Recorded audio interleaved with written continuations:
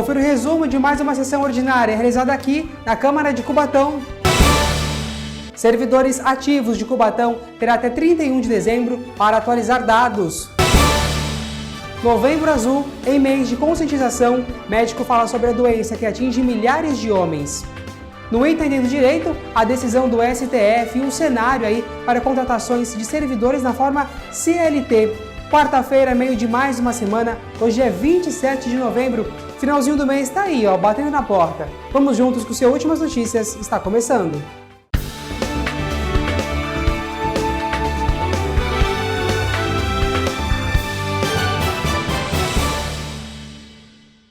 Olá, boa noite para você. Confira o resumo da 43ª sessão ordinária realizada ontem aqui na Câmara Municipal de Cubatão.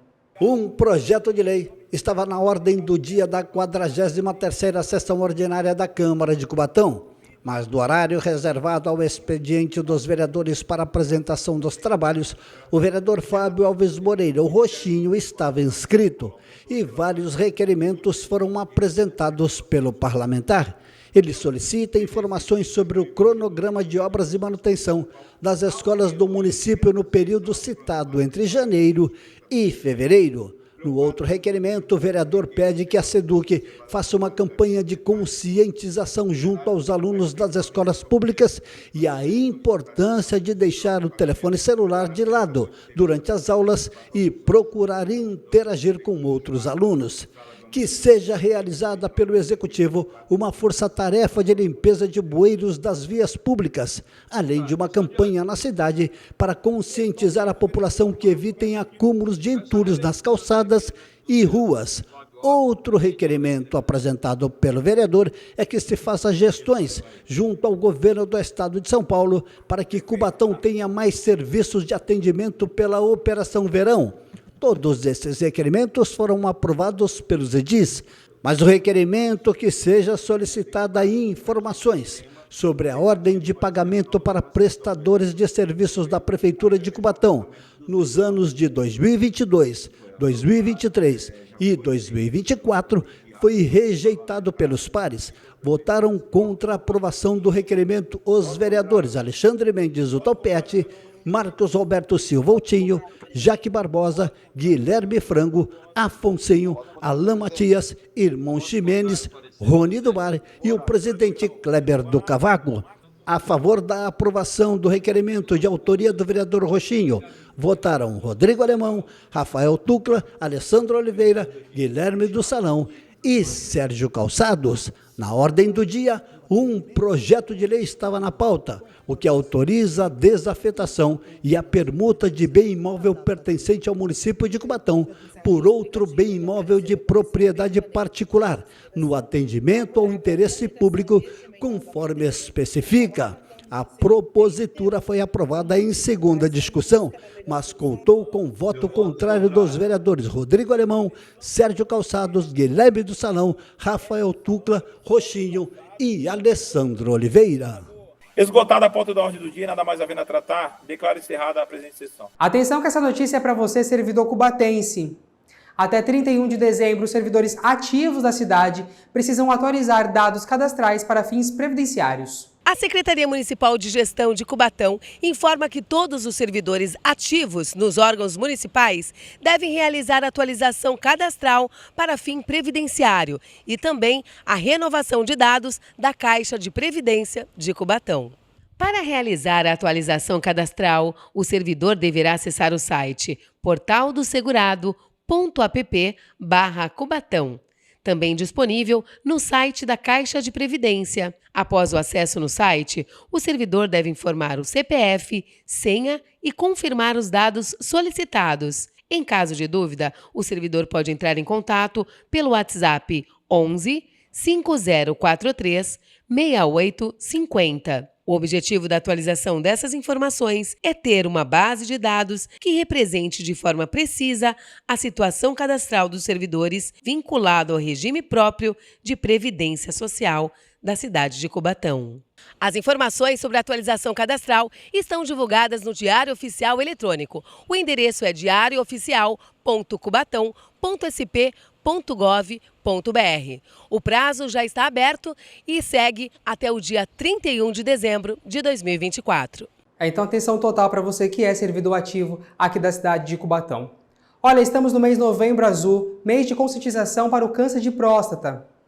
Essa é a doença, o segundo tipo de câncer que mais mata homens aqui no nosso país. Atualmente no Brasil, estima-se que mais de 70 mil novos casos de câncer de próstata ocorram anualmente entre os anos de 2023 e o próximo ano de 2025, segundo dados do Instituto Nacional de Câncer. Uma doença altamente frequente na população masculina, uma doença que não tem como ser evitada, ela simplesmente, a gente orienta o check-up para poder fazer o diagnóstico precoce. Ela não manifesta sintomas, então a única forma que a gente tem de descobrir é procurando ativamente, através dos exames de PSA, exame de toque que o urologista faz no paciente. E uma vez detectada essa doença, nós vamos estadiar, saber em que pé que ela está, em que parte do corpo que ela está, se ela está só no órgão que ela nasceu, ou seja, na próstata, se ela já está invadindo órgãos locais ou se ela está à distância. Isso aí a gente chama de estadiamento da doença e de acordo com cada estadiamento a gente vai propor um tipo de tratamento. Representando 30% os casos de câncer de próstata, é a segunda maior causa da morte entre homens no país. O diagnóstico precoce da doença é um fator determinante para o sucesso do tratamento e da cura. Prefere que se a doença aparecer, que ela apareça em estágios iniciais, que é quando a doença está localizada na próstata, que a gente consegue atingir uns índices de cura de 90% ou mais. Mas hoje, mesmo no cenário da doença avançada, metastática, que infelizmente alguns pacientes chegam para nós já com a doença metastática, sem ter apresentado o diagnóstico precoce, a oncologia tem tido cada vez mais sucesso em tratamentos, drogas novas, com uma longevidade muito maior para esses pacientes. Na última semana do Novembro Azul, mês mundial de combate ao câncer de próstata, uma excelente notícia com importantes avanços na luta contra a doença. Uma vacina brasileira, criada por um médico gaúcho, começou a ser testada nos Estados Unidos. No Instituto Nacional do Câncer, no Rio de Janeiro, a equipe médica do criador da vacina começou uma pesquisa para entender o porquê a doença no Brasil parece ter um comportamento diferente do restante do mundo. E tem, infelizmente, muita novidade na área oncológica, inclusive com a possibilidade de fazer imunoterapia, mas esses estudos ainda demandam muito tempo, fases de trabalho para verificar as eficácias dele. Então, o segredo está na prevenção, por isso que a gente sempre orienta a detecção precoce, que a gente chama de uma forma de falar prevenção, mas na verdade é uma detecção precoce dessa patologia tão frequente no homem. Olha, na próxima sexta-feira, além de ser o dia que vai cair a primeira parcela do 13º salário, também será a Black Friday aqui no Brasil. Um momento de muita expectativa não só para os consumidores, mas também para os comerciantes. Fique atento às dicas do Procon. Em várias partes do mundo, a Black Friday acontece toda a última sexta-feira do mês de novembro.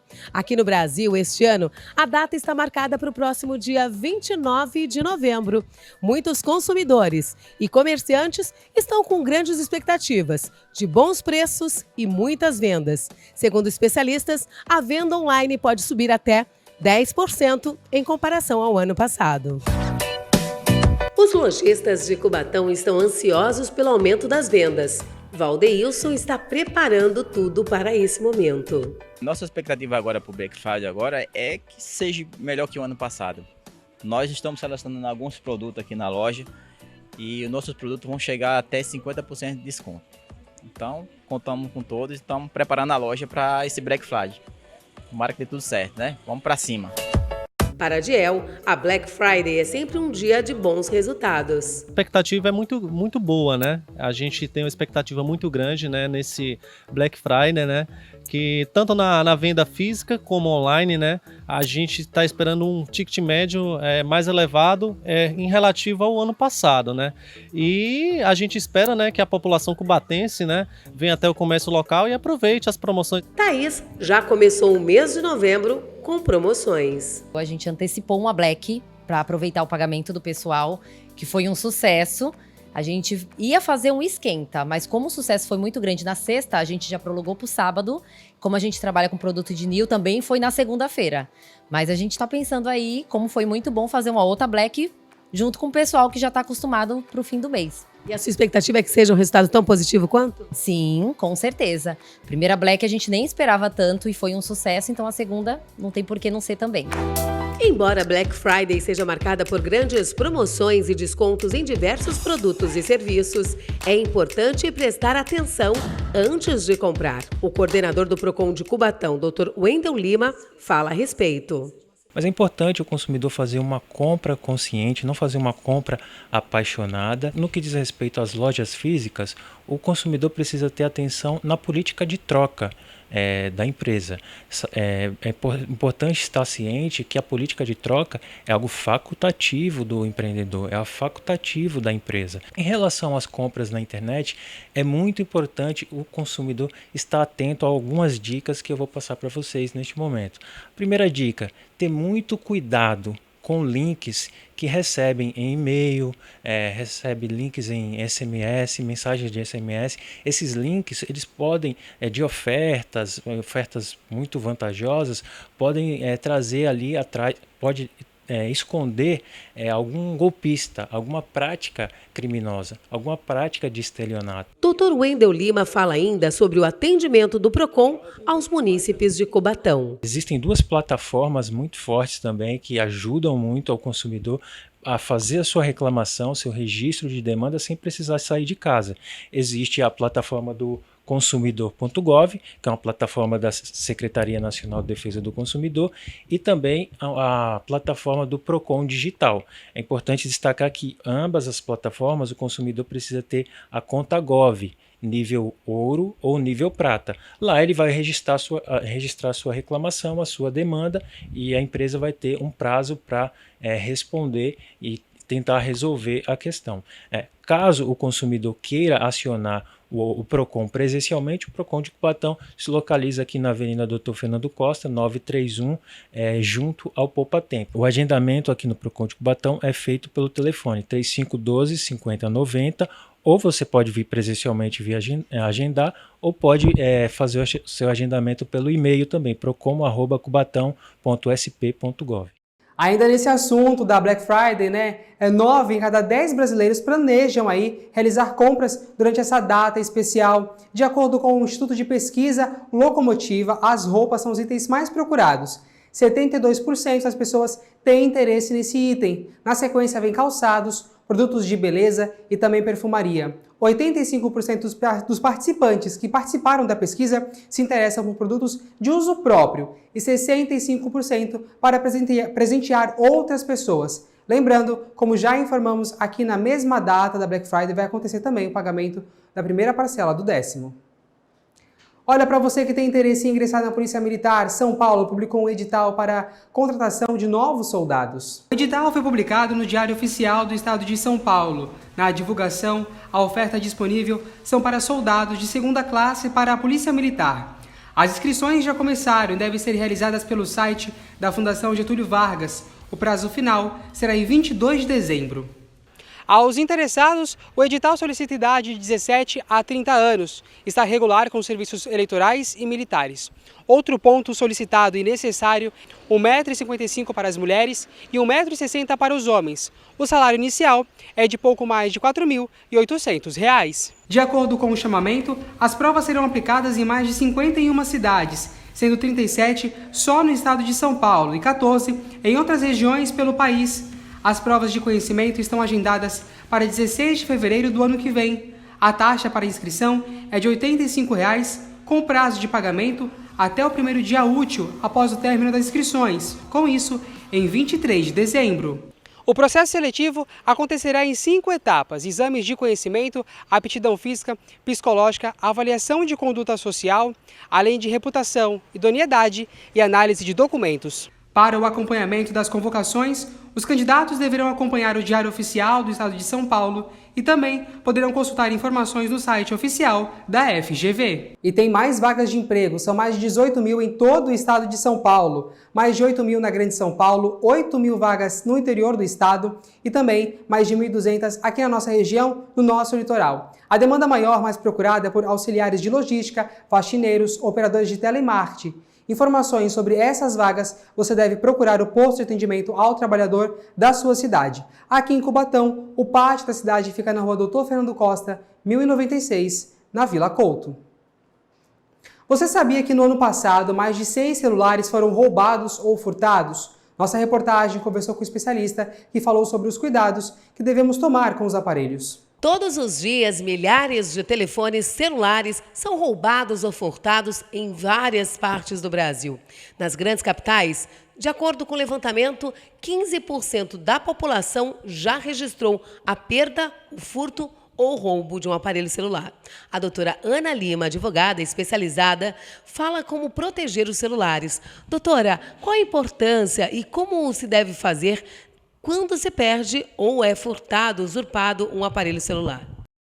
Em primeiro lugar, é importante registrar o boletim de ocorrência, né? Então, quando você tem ali o celular furtado, roubado, você registra o boletim de ocorrência de uma forma online ou presencialmente numa delegacia. Quais os problemas que a perda ou o roubo de um celular pode causar para o indivíduo? Hoje em dia, nós sabemos que os problemas eles vão além dos problemas financeiros, né? Porque normalmente o que chama a atenção de um assaltante é tentar ali realmente entrar nos aplicativos bancários para tentar ter uma vantagem financeira, aplicar algum tipo de golpe, para ter algum valor, né, em benefício próprio ou de terceiros, né, mal intencionados. Mas os problemas eles vão além disso, né? Por exemplo, algumas pessoas armazenam dentro do celular imagens privadas, imagens que são íntimas, né? Por exemplo, casais armazenam algumas imagens, não é recomendado, além dos assaltos, né, dos roubos dos celulares, clonagem de números, que são feitos ali, enviadas mensagens para as pessoas que estavam ali como mãe, pai, amigo. Quando tem esses nomes, é mais fácil deles aplicarem algum tipo de golpe. Então, eles entram em contato com a pessoa, se passando ali pelo filho, falam, olha, meu número novo, perdi o número antigo, você pode fazer um pagamento de um boleto para mim? Mais tarde eu te mando. E, com certeza, esses padrões de mensagem são característicos de golpistas se passando por alguém. Então, é indicado, quando você receber algum tipo de mensagem assim, que já tem um padrão de golpe, que você ligue para a pessoa, né, que realmente é a pessoa que está ali fazendo aquele pedido, para verificar a autenticidade daquela mensagem. A especialista alerta sobre chaves de acesso e senhas de proteção. Então, quando a gente fala sobre senhas, é importante que não seja uma senha para tudo, né? Porque normalmente a pessoa usa uma senha para todos os tipos de aplicativo que tiver. É bom que eu não esqueça, mas aí também você fica mais vulnerável. Porque se a pessoa descobre de alguma forma ali num aplicativo mais vulnerável mesmo, ela consegue entrar em todos os outros aplicativos. Então, em primeiro lugar, que não seja uma senha padrão para todos os aplicativos. E segunda dica seria a pessoa realmente guardar escrito de uma forma mais analógica, né, mais arcaica mesmo, na casa da pessoa, em um local seguro, num caderninho, não na carteira que vai levar junto com o celular, que aí perde a eficácia, mas que guarde em algum lugar, já que serão senhas diferentes para cada aplicativo, para cada banco, né, que a pessoa anote, ó, banco tal, senha tal, aplicativo tal, senha tal, para a pessoa não perder e para realmente manter num local mais seguro. O aplicativo Celular Seguro funciona como um botão de emergência para indicar perda, furto ou roubo do celular. A doutora Ana Lima dá mais detalhes como funciona a ferramenta. Então, esse aplicativo ele serve mais para notificar os aplicativos, né, os bancos, enfim, e também a operadora. Então, você entra nesse aplicativo, se registra lá pelo próprio aplicativo do Gov, né, que já tem teus dados. Você vai entrar lá, se cadastra e coloca alguns contatos de segurança, que são contatos seguros, né, de confiança ali, alguém da família, do seu ciclo de amigos. Quando acontece um roubo ou uma perda de celular, você vai entrar em contato com uma dessas pessoas que você já cadastrou e vai registrar ali que aconteceu um problema, que você perdeu ou que alguém assaltou você, roubou. E ali vai ser enviada uma notificação de forma imediata para os bancos, um alerta vermelho, né, para que não seja mais utilizado aquele aplicativo no seu celular, e também para a operadora, para que cesse ali o sinal do celular em si, né? Sem você precisar entrar em contato diretamente com todos os bancos que você tem, com a operadora, que pode demorar um tempinho para ter alguma eficácia, algum resultado. E agora vamos juntos para o esporte. Roda a vinheta. Aqui em Cubatão aconteceu o torneio de xadrez no Centro Esportivo Pita. O Centro Esportivo Pita, na Vila Nova, recebeu um torneio em comemoração aos 30 anos de fundação do Clube de Xadrez, comemorado no último dia 8 de novembro. O torneio encerra o circuito do clube em 2024 e foi organizado pela diretoria com o intuito de se programar também para 2025. Participaram da competição 30 atletas, desde a categoria sub-10, veteranos e também a participação de enxadristas femininas. No Centro Esportivo Pita, nós realizamos o torneio de aniversário de 31 anos do Clube de Xadrez Cubatão, onde tivemos a presença de 30 atletas participando de todas as categorias de sub-10 até o veterano. Foram vários premiados, tivemos premiações de participação. A Secretaria Municipal de Esportes da Prefeitura de Cubatão, na pessoa do senhor Washington, conhecido mais como Carioca, nos deu total apoio para que esse evento fosse realizado. E esse torneio encerra as atividades de 2024 e esperamos vocês em 2025, aonde teremos muito mais torneios. O Campeonato Brasileiro do ano que vem vai sofrer mudanças. A decisão foi tomada com os clubes, já que no meio do ano será realizado um Super Mundial de Clubes nos Estados Unidos. A CBF, Confederação Brasileira de Futebol, anunciou mudanças no calendário do futebol brasileiro para 2025. Dentre elas, o Campeonato Brasileiro vai começar mais cedo e será mais longo para que não haja conflito com o Mundial de Clubes, que será realizado no ano que vem. O presidente da CBF, Edinaldo Pereira, anunciou que as mudanças foram acordadas entre a Comissão Nacional dos Clubes e as federações e que essas mudanças vão melhorar o calendário tanto para jogadores, equipes e para os torcedores. O Campeonato Brasileiro do ano que vem vai começar dia 29 de março e vai até o dia 21 de dezembro. Durante o meio do ano, entre 13 de junho e 15 de julho, quando será disputado o Super Mundial de Clubes, o campeonato será paralisado. Flamengo, Fluminense e Palmeiras e o atual campeão da Libertadores, que está entre Botafogo e Atlético Mineiro, vão disputar o campeonato. Além do Brasileirão, os estaduais e a Copa do Brasil sofrerão alterações. Os estaduais começarão em 12 de janeiro e a previsão de término é até o dia 26 de março. As semifinais da Copa do Brasil serão disputadas aos finais de semana, como as finais da competição. Depois do intervalo, decisão do STF, um novo cenário para a contratação dos servidores públicos no formato CLT. Será o assunto do nosso quadro Entendendo Direito, com o advogado Guilherme Craveiro e, claro, a nossa previsão do tempo. É logo mais, até já! No Brasil, precisando de um órgão. Pela vida dos meus filhos, eu falaria sobre doação de órgãos. Sim, com certeza. Pela vida dele.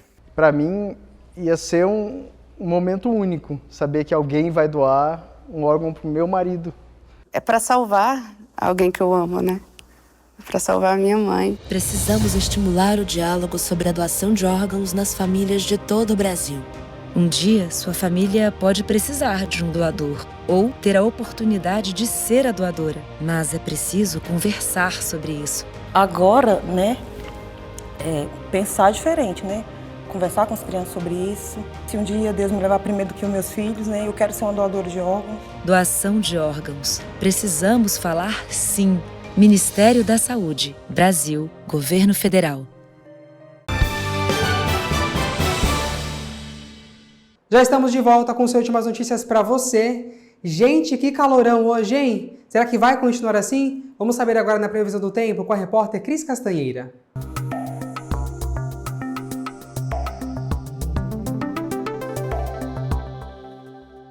A quinta-feira será de sol com algumas nuvens surgindo ainda pela manhã. São esperadas pancadas de chuva à tarde e à noite. Os termômetros sobem com mínima marcando 23 e máxima 34 graus. Venta leve durante todo o dia e a umidade relativa do ar tem variação entre 49% e 90%.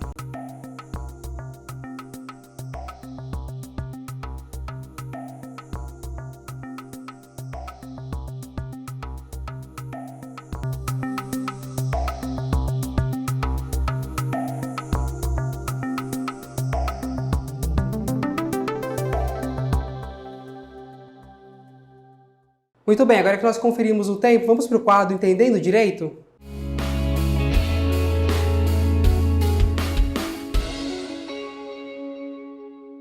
Olha, a decisão do STF, o novo cenário para a contratação de servidores públicos, CLT, e o fim da estabilidade, que nós vamos tratar agora com o Dr.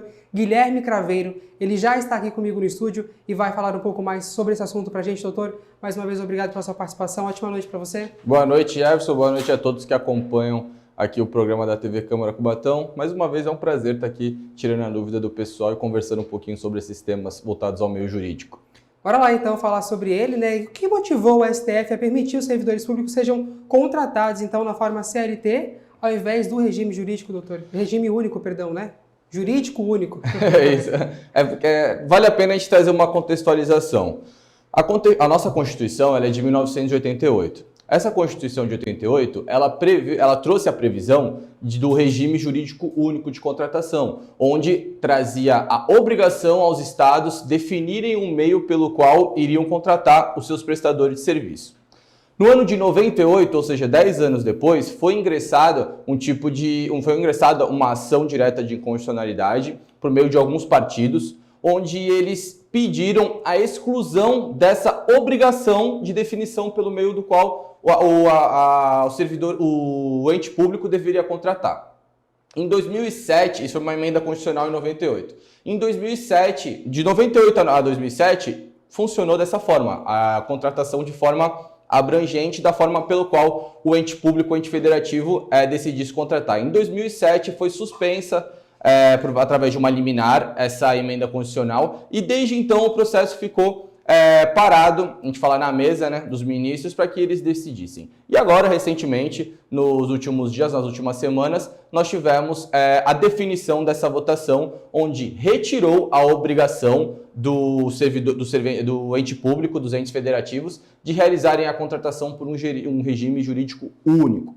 Eu acredito que a motivação para isso seja você trazer uma maior possibilidade de contratação, trazendo talvez, algo que a gente vai discutir mais para frente, uma menor eficiência, mas talvez também aumentando o contingente do serviço público para que possa buscar mais pessoas para trabalhar em demandas de modo mais rápido, né, que a contratação CLT ela é muito mais rápida, muito mais efetiva em questão de celeridade perante os serviços públicos, perante os concursos públicos. Então, acredito que essa tenha sido as duas principais causas para que o STF ele tenha categorizado e fazendo voltar essa emenda constitucional. Também tem a questão do STF ele apenas trazer e suspender situações desenvolvidas em que sejam estritamente legais, que a gente não prevê. Porque quem tem que legislar é o Poder Legislativo, é a Câmara dos Vereadores, a Câmara dos Deputados, dentre outros entes legislativos. E o STF, ele vem, através, quando ele é provocado, decidir sobre esses temas, mas somente quando estamos em situação flagrante inconstitucional. Mas, mesmo assim, a decisão ela não foi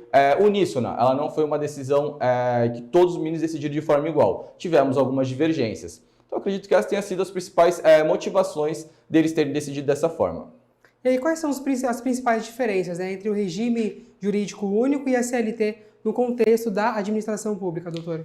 Então, o regime jurídico único, ele não é um regime de contratação. O regime jurídico único é um meio pelo qual o ente federativo, o ente público, e vai ter que definir a forma de contratação. Ficou definido, desde a nova Constituição, de que seria através de regime estatutário, que é através dos servidores públicos.